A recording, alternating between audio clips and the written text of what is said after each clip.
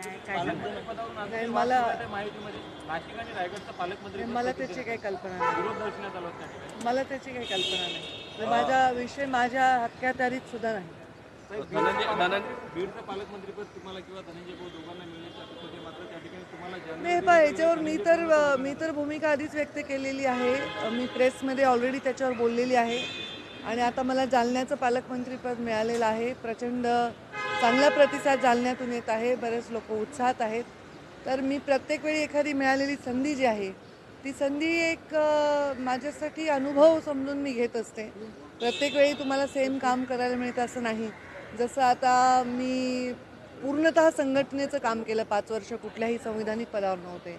आता मला बीडचं पालकमंत्री म्हणजे मी बीडची लेक आहे, बीडची सेवा करायची संधी मला मिळाली असती तर अजून आनंद झाला असता.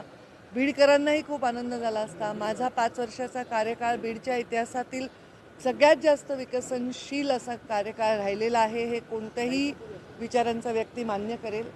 पण आता जे निर्णय झालेले आहेत त्या निर्णयांच्याबद्दल कुठली असहमती न दर्शवता जे आपल्याला मिळालेलं आहे त्याच्यामध्ये जास्तीत जास्त चांगलं काम करण्याच्या भूमिकेमध्ये मी तरी आहे.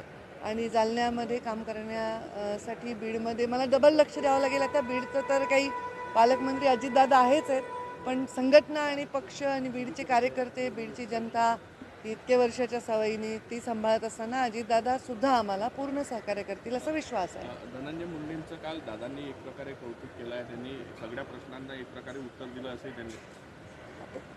म्हणजे आता ह्याच्यावर मी काय उत्तर द्यायचं? मला काही माझा लॉजिकल प्रश्न मला काय माहिती त्या दोघात काय संभाषण झालं